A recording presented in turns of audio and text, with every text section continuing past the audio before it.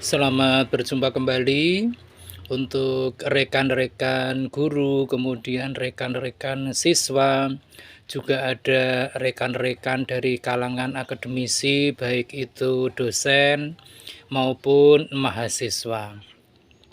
Dalam kesempatan yang amat baik ini, kita akan membahas salah satu topik yang sangat menarik yang berkaitan dengan itu yang namanya resume. Bagi kalangan guru, kalangan siswa, kalangan mahasiswa maupun para dosen, tentu tidak akan asing lagi dengan istilah resume, atau orang lebih singkatnya menyebut dengan istilah resume. Sebagaimana kita ketahui bahwa resume ada dua jenis. Yang pertama itu adalah resume untuk materi atau buku, dan yang kedua itu adalah resume untuk kegiatan-kegiatan yang berafiliasi dengan aktivitas administrasi pekerjaan. Adapun kita perlu tahu bagaimana cara menyusun resume untuk buku atau teks, yang mana ini biasanya akan sangat kental sekali bagi para mahasiswa maupun siswa yang mendapatkan tugas meresum dari para dosen maupun para gurunya masing-masing. Adapun cara untuk menyusun resume buku atau teks, yang pertama adalah kita harus membaca terlebih dahulu buku atau teks yang memang akan diresum secara keseluruhan dalam rangka untuk memahami isi-isi atau pokoknya. Kemudian setelah kita membaca buku atau teks tersebut secara keseluruhan, langkah yang kedua adalah kita harus memilih bagian-bagian yang penting yang ada di dalam buku atau teks yang akan kita resum. Kemudian yang ketiga, setelah kita memilih bagian-bagian penting dari buku atau teks, kita harus menulis judul dan nama penulis dari buku atau teks yang akan kita resum. Langkah berikutnya atau langkah keempat yaitu kita harus membuat ringkasan tentang tema dari buku atau teks yang akan kita resum. Langkah selanjutnya yaitu langkah kelima, yaitu kita harus menyertakan bagian-bagian penting dari buku atau teks yang telah kita pilih sebelumnya. Dalam hal ini, kita bisa menggunakan kutipan atau menulisnya dengan menggunakan kalimat-kalimat yang kita susun sendiri. Kemudian, langkah keenam dari menyusun resum buku atau teks adalah kita lantas menambahkan komentar atau analisis pribadi kita tentang buku atau teks yang kita resum tersebut.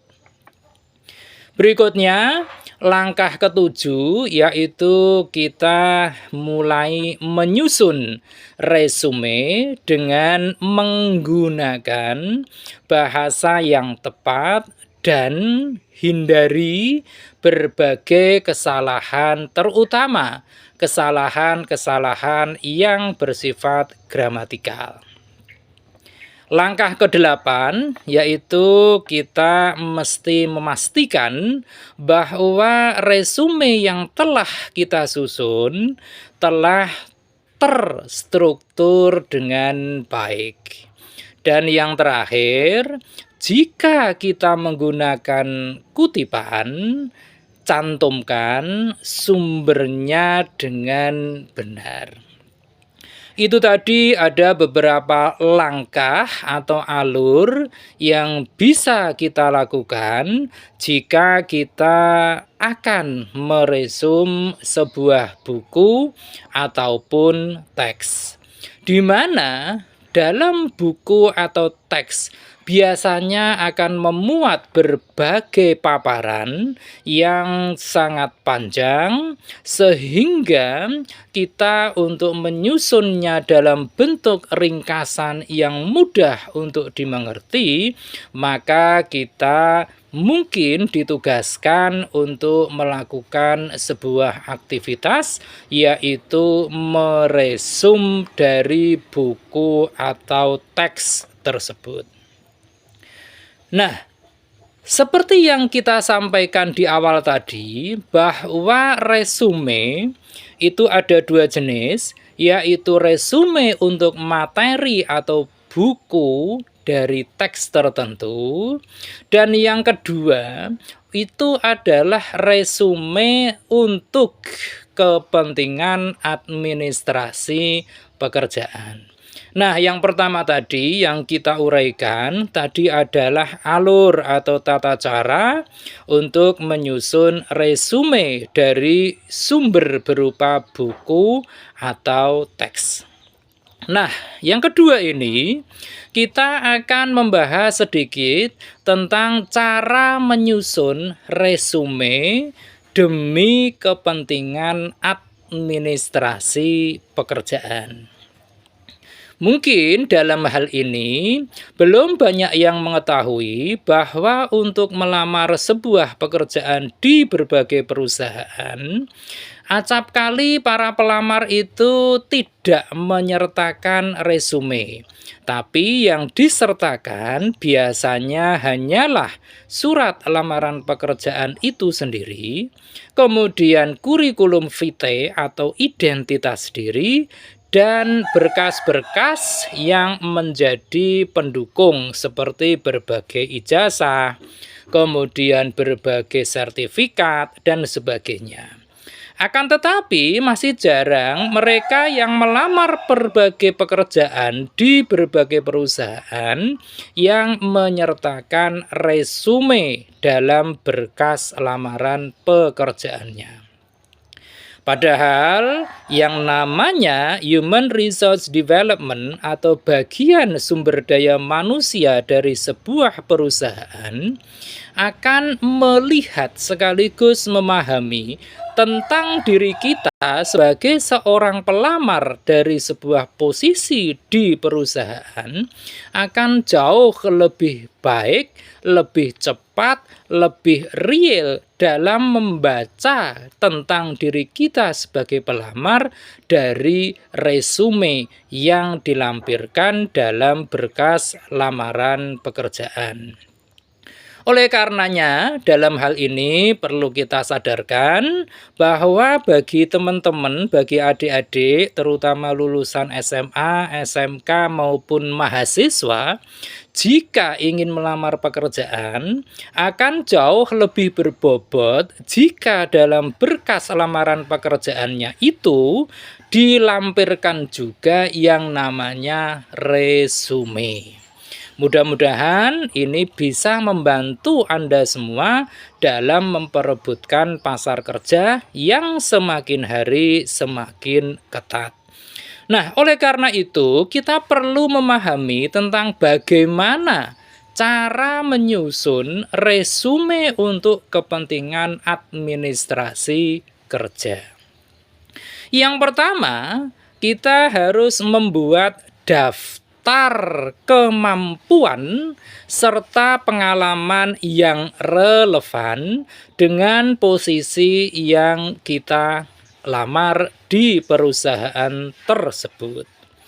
Kemudian yang kedua, setelah kita tadi membuat daftar kemampuan dan pengalaman, berikutnya adalah kita segera menyusun daftar tersebut dalam bagian-bagian tertentu. Sebagai contoh, dalam bab pengalaman kerja, kemudian dilanjutkan dengan bab pendidikan, dan seterusnya mungkin saja berisi tentang kompetensi. Langkah ketiga untuk menyusun resume dalam administrasi pekerjaan adalah kita harus memberikan judul dalam resume yang kita susun. Misalnya, resume administrasi kerja. Kemudian, nomor 4 atau yang keempat, kita menuliskan nama, kemudian nomor kontak, itu di bagian atas resume.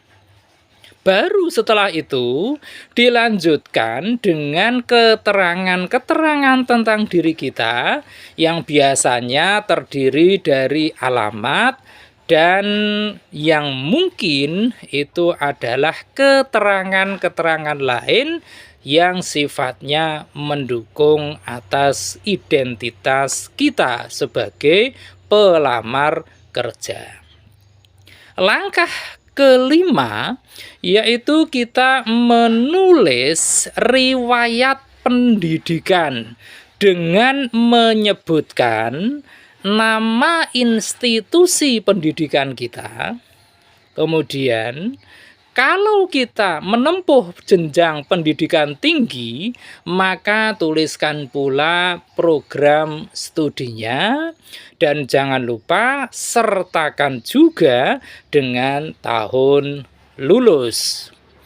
Mungkin bagi adik-adik yang belum sempat untuk mengikuti kegiatan-kegiatan pendidikan tinggi, bisa saja lulusan SMK atau SMA, terutama ini SMK, bisa dengan menuliskan institusi pendidikannya, misalnya SMK mana. Kemudian kalau di perguruan tinggi itu ada istilah program studi, mungkin untuk SMK bisa diganti dengan istilah yang setara dengan itu, misalnya jurusan apa. Dan jangan lupa tahun lulus juga untuk dicantumkan. Kemudian langkah keenam yaitu kita menyusun pengalaman kerja. Ingat, menyusun pengalaman kerja itu dari yang paling baru ke yang paling lama. Ini seringkali terbalik, teman-teman yang mencari pekerjaan, biasanya yang paling lama dulu baru ke yang paling baru. Oleh karenanya, setelah mengetahui paparan ini, mudah-mudahan menjadi tambahan wawasan bagi kita semua. Nah, dalam menyusun pengalaman kerja ini, cantumkan pula nama perusahaan, kemudian posisi yang pernah Anda jabat atau kita jabat sebelumnya, dan tanggal serta itu termasuk di dalamnya tanggal mulai serta selesai kita bekerja di perusahaan lama.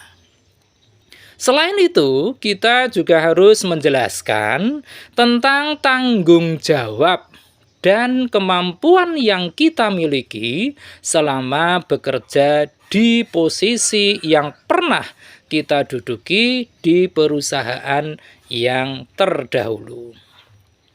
Kemudian yang ketujuh, kita juga harus menuliskan kemampuan yang relevan yang kita miliki dengan posisi yang kita lamar. Seperti kalau kita mampu dalam bidang akuntansi, maka jangan pernah ragu untuk melamar dengan posisi sebagai seorang akuntan. Atau misalnya dalam hal kemampuan kita memiliki sedikit kemampuan di atas rata-rata tentang olah komputer, maka kita bisa melamar dengan posisi sebagai operator komputer dan sebagainya dan sebagainya. Kemudian yang kedelapan, kita harus menjelaskan pula alasan mengapa kita tertarik untuk bekerja di posisi yang kita lamar dan apa harapan kita akan pekerjaan yang kita lamar tersebut. Dan yang 9 itu adalah pastikan bahwa resume yang telah kita susun dengan amat baik tadi telah terstruktur dengan baik. Pastikan tidak ada berbagai kesalahan, terutama kesalahan-kesalahan dalam sisi gramatikal. Nah, sebagai ungkapan dari apa yang telah kita sampaikan di awal tadi, kita akan menelaah kembali apa itu isi dari yang namanya resume. Nah, informasi dari resume yang dalam hal ini resume untuk meringkas atau meresum buku atau teks itu jangan lupa isinya akan saya ulangi lagi supaya menjadi lebih jelas. Meskipun tadi sudah kita paparkan, isi yang pertama itu adalah judul buku atau teks. Dan jangan lupa sertakan nama dari penulis buku itu atau teks tersebut. Yang kedua, ringkasan singkat tentang tema dari buku atau teks tersebut. Ketiga, isinya adalah bagian-bagian penting dari buku atau teks yang kita resum yang telah kita pilih. Yang keempat, intinya adalah kita juga harus menyampaikan komentar atau analisis pribadi kita atas buku atau teks yang kita resum. Dan yang kelima, itu adalah sumber yang digunakan jika dalam meresum dari buku atau teks itu kita menggunakan kutipan. Itu tadi adalah isi atau informasi yang harus ada dalam resume dari buku atau teks. Dan yang kedua, informasi apa saja yang wajib ada jika kita ingin menyusun resume untuk keperluan administrasi pekerjaan. Yang pertama, itu adalah nama dan identitas lain dari kita sebagai seorang pelamar kerja. Kemudian yang kedua, ada riwayat pendidikan kita. Ketiga, ada pengalaman kerja kita sebelumnya jika pernah bekerja di instansi atau organisasi atau perusahaan lain.